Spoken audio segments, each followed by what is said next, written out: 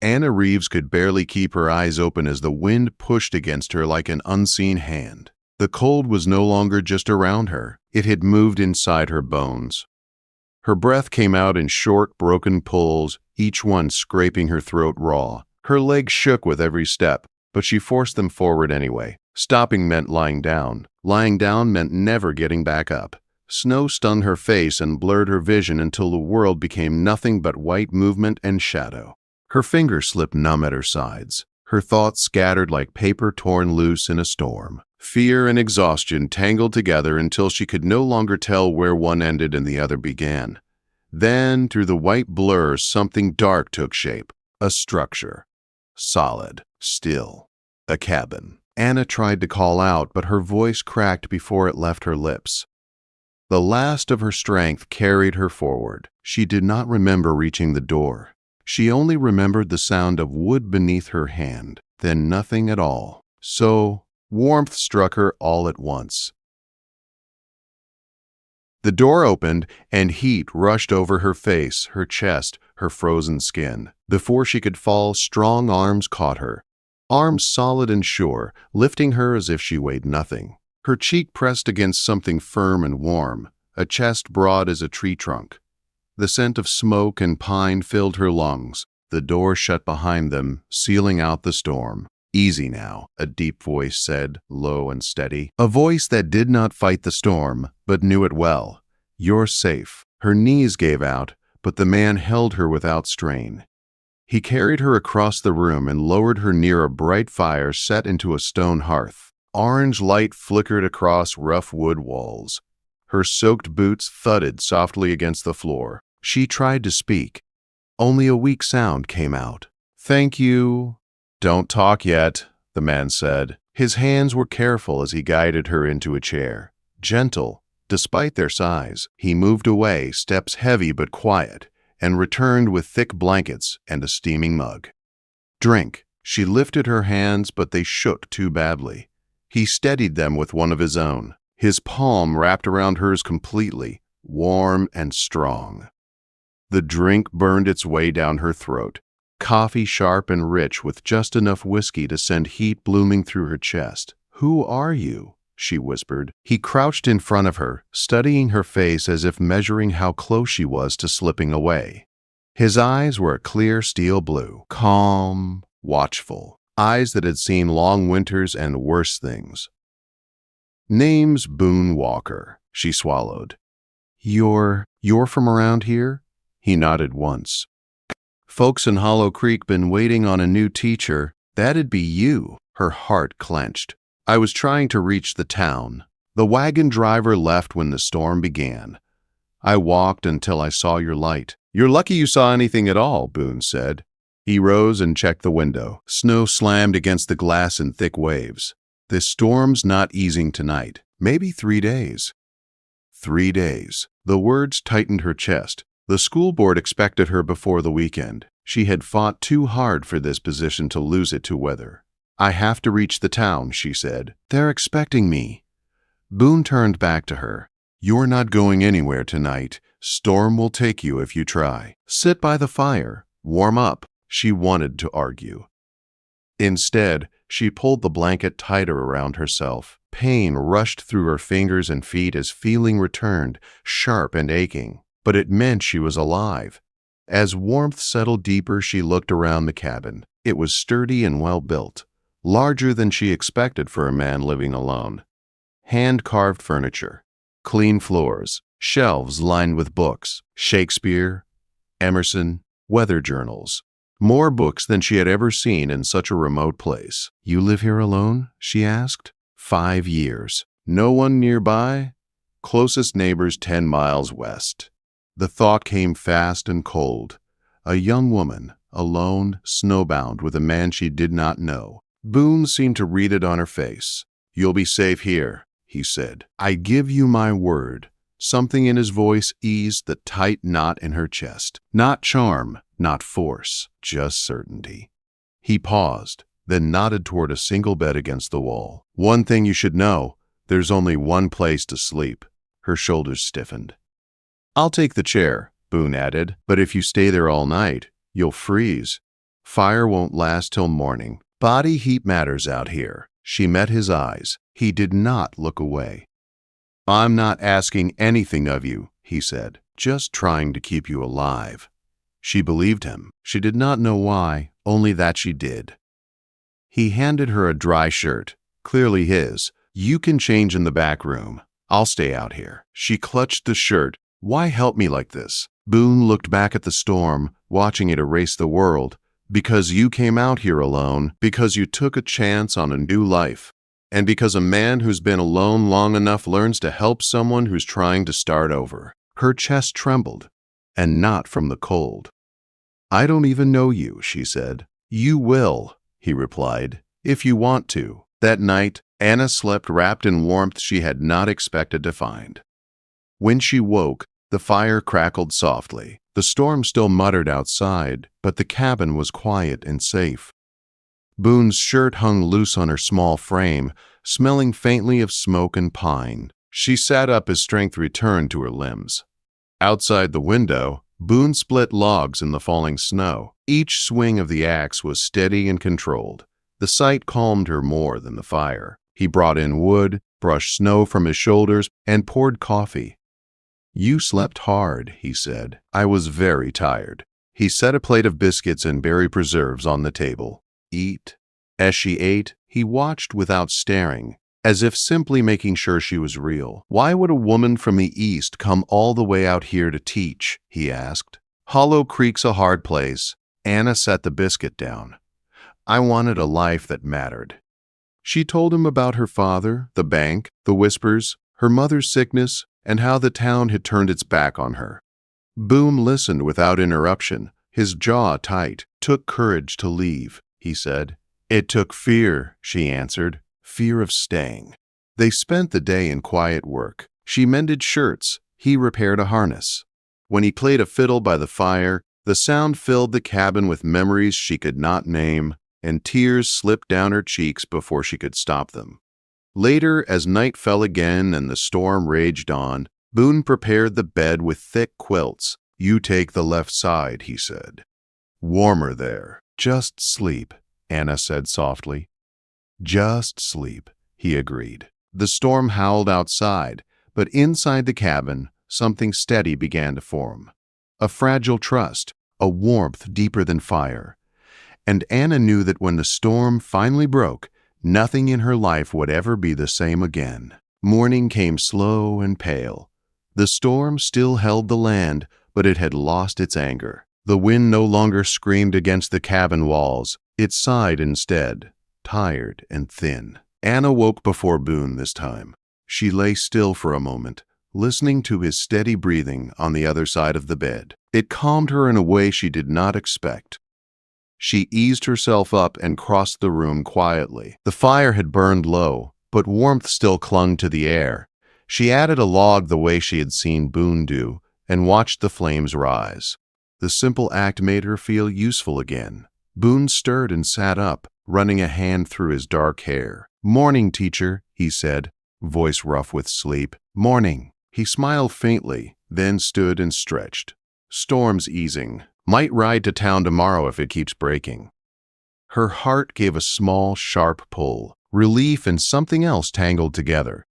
Tomorrow meant leaving this place, leaving him. They ate breakfast in quiet comfort. Boone checked the windows, the roof, the barn.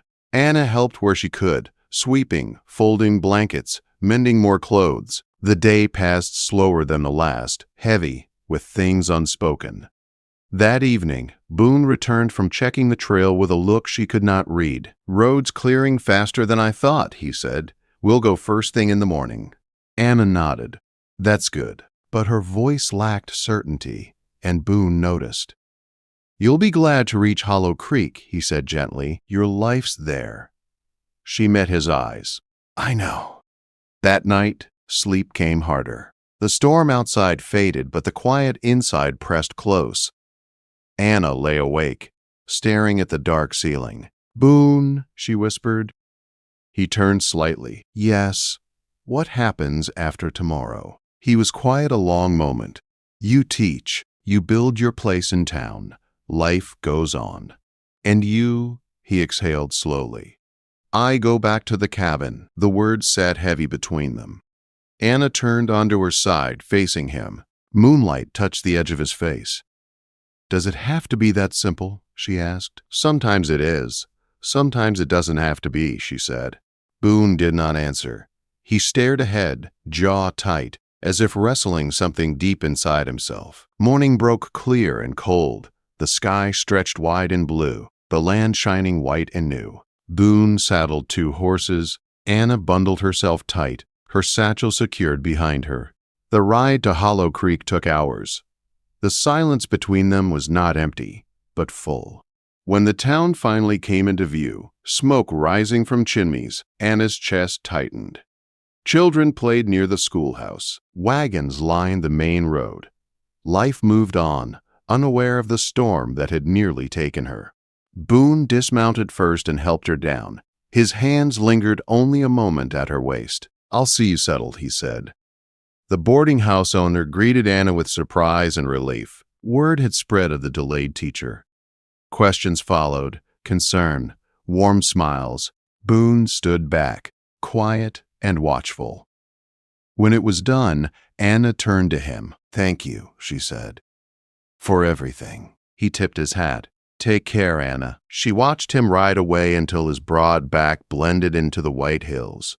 Only then did she realize how much of her heart had gone with him. Days passed, then weeks. Anna threw herself into teaching. The children were eager, hungry for learning. Parents thanked her often. The town welcomed her fully. But each evening, as the light faded, her thoughts returned to the cabin and the man who lived there alone. Boone did not come to town. On the 10th day, he finally did. She was closing the schoolhouse when she heard boots behind her. She turned and her breath caught. Boone stood there, hat in hand. Evening, teacher? You came, she said, unable to hide the warmth in her voice. Promised I would. They walked together through town, careful, quiet. At the edge of the road, he stopped. How are you settling in? He asked. Busy, tired, happy. She hesitated. But I miss the quiet sometimes. He smiled faintly. Cabin's still standing if you ever want to visit. Before she could answer, another voice cut through the air. Well now, if it isn't Boone Walker. A man stepped from the shadows, tall, thin, dressed finer than most men in Hollow Creek. His smile did not reach his eyes. Boone stiffened. Levi Crane. Anna felt the tension shift at once. Ma'am, Levy said smoothly, you must be the new teacher. I've heard about you. She nodded politely. Welcome to Hollow Creek. Just passing through, Levi said. But I always like to keep track of old friends. We're not friends, Boone said. Levi chuckled softly. Funny how the past never agrees. His eyes slid back to Anna. Careful who you trust out here. Boone stepped forward. Leave her out of this. Levi raised his hands. Easy. No harm meant. Just paying respects. He tipped his hat and walked away, boots echoing on the frozen road. Anna turned to Boone. Who was that? Someone I hoped was gone for good. They walked in silence until they reached the edge of town. Boone stopped and faced her. There's something you should know, he said. About me. She waited. After the war, I fell in with men who made bad choices. Levi was one of them. I walked away, but not everyone forgives that. Anna searched his face. Are you in danger? Maybe, maybe not. But if he's here, it's not by chance. Fear touched her, sharp and sudden. Not for herself, but for Boone. What do we do? Boone shook his head. Nothing yet. Just stay aware. I'm not afraid of your past, she said. He looked at her then. Really looked. You should be. She stepped closer. I see who you are now. The next morning, dust rose on the ridge. Riders approached town. Anna saw them from the schoolhouse window and felt her heart sink. Boone arrived moments later, placing himself in front of her without hesitation. Go inside, he said quietly. She shook her head. I'm staying. Levi dismounted, smiling coldly. Thought you'd run, Walker. Not anymore. Levi's eyes flicked to Anna. She deserved to know who you really are. Boone spoke first. I made mistakes. I paid for them. I won't let you bring trouble here. Levy laughed and drew his gun. Before he could aim, men stepped into the road. Farmers, ranchers. Fathers of Anna's students. This town stands together, one said. Levi's smile faded. He looked around, calculating. Then he holstered his gun. This isn't over, he warned. Boone didn't blink. It is for you. Levi rode off, his men following. Anna turned to Boone and wrapped her arms around him without thinking. He froze, then held her carefully. You didn't have to face this alone, she said. He rested his forehead against her hair. I never expected anyone to stand with me again. That night, under a quiet sky, Boone took her hands. I don't want to go back to being alone, he said. Not now. Not after you. Her heart raced. Boone. I don't know what tomorrow holds, he continued, but I know what I want. She looked up at him, breath trembling. Then we'll face tomorrow together, she said. The choice had been made, though neither spoke it aloud.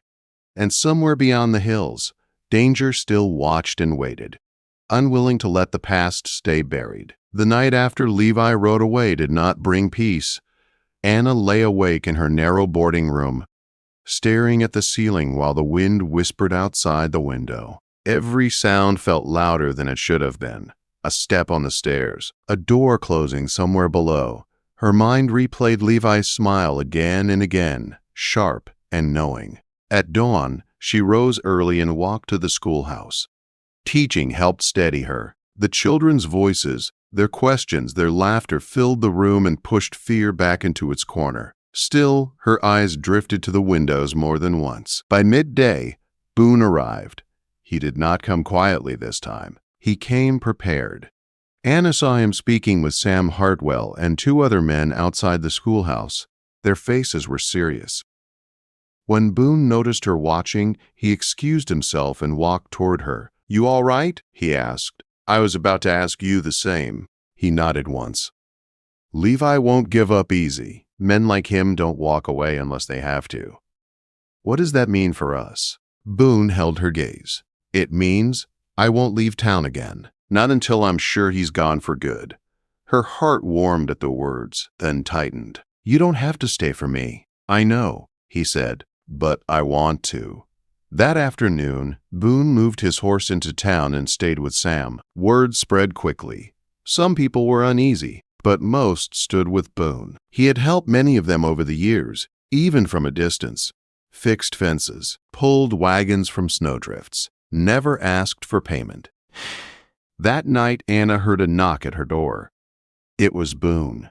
I didn't want you alone tonight, he said. Sam's keeping watch, but still.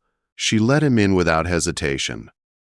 They sat at the small table, a lantern casting soft light between them. Do you regret coming to Hollow Creek? He asked quietly. She shook her head. No. Even with all this fear, I don't. He studied her face. You could leave. No one would blame you. I won't run because someone wants to scare me, she said. And I won't leave because of your past. Boone's breath hitched. You don't know how much that means. The knock came again, louder this time. Boone stood at once. Sam's voice came through the door. Boone.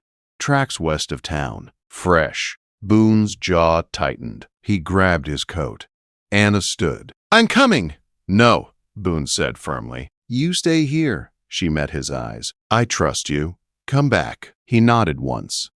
I will. The men rode out under a moonless sky.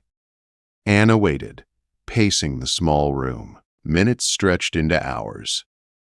Just before dawn, a shout echoed through the street. Anna rushed to the window. Boone was there, standing in the road. His coat was torn. Blood marked his sleeve, but he stood tall. She ran outside. It's over, he said before she could speak. Levi won't be back. What happened? He looked down at his arm. He came for me, tried to draw me away from town. We ended it before anyone else got hurt. Her hands shook as she touched his sleeve. Are you badly hurt? Just a cut. I've had worse. Tears filled her eyes, holding him tight. He wrapped one arm around her, careful but sure. I thought I lost you, she whispered. He rested his chin against her hair. I promised you, I'm still here. The town gathered as the sun rose. Questions were asked, answers given. Levi Crane was gone, heading far from Hollow Creek with no desire to return. Life slowly settled back into its rhythm. Days turned into weeks. Boone stayed. He helped repair the schoolhouse roof. He walked Anna home each evening. Sometimes they spoke. Sometimes they simply walked in silence, content in each other's presence. One evening, Boone asked her to ride with him. They went back to the cabin. The place looked the same, yet different, less lonely, as if it had been waiting. You don't have to come back here, Anna said softly. Not if you don't want to. Boone looked around the room. I built this place thinking I wanted to be alone. Turns out, I just hadn't met the right person yet. He took a breath, steadying himself. Anna Reeves, he said. I won't pretend I'm an easy man to love. My past won't disappear. But if you're willing, I'd like to build a life with you. Not hiding. Not running. Right here. Her heart pounded. I came west looking for purpose, she said. I found it in the schoolhouse. And I found something else in you. She reached for his hand. Yes. Boone exhaled sharply, emotion breaking through his careful calm.